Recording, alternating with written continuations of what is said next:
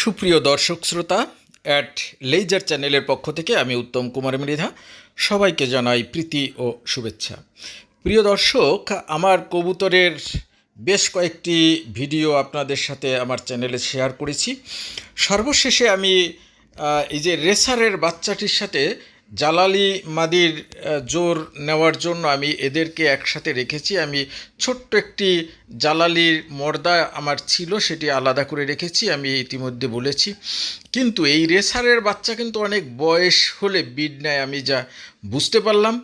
তাই এরকম পজিশন, বিড নেওয়ার পজিশন কিন্তু বেশ কয়েকবার নিয়েছে। আমি আমার ক্যামেরায়, সিসি ক্যামেরায় যা ধরা পড়েছে, এরকম বিড নেওয়ার পজিশন কিন্তু অনেকবার সে নিয়েছে। জালালি বারবার চেষ্টা করছে, জালালি মাদি ব্রিড নেওয়ার পজিশনে থেকে যে ব্রিড নেয় কিনা, কিন্তু আসলে এই রেসারের বাচ্চাটা বুঝছে না যে ব্রিড কিভাবে নিতে হয় না কি, তার বয়স মনে হয়নি।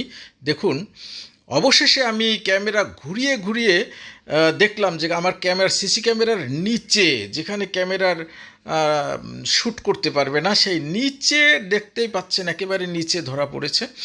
তো সেখানে এভাবে ব্রিড পজিশনে আবার গেল। আমি চিন্তা করলাম যে ব্রিড এইবার নেয় কি না।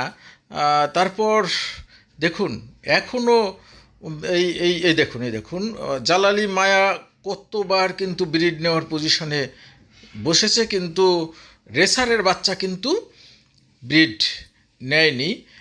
যা হোক, শেষ পর্যন্ত দেখুন ব্রিড নিতে পেরেছে। প্রিয় দর্শক, তো আমার এই চ্যানেলটি যারা ইতিমধ্যে সাবস্ক্রাইব করেছেন তাদেরকে অসংখ্য ধন্যবাদ।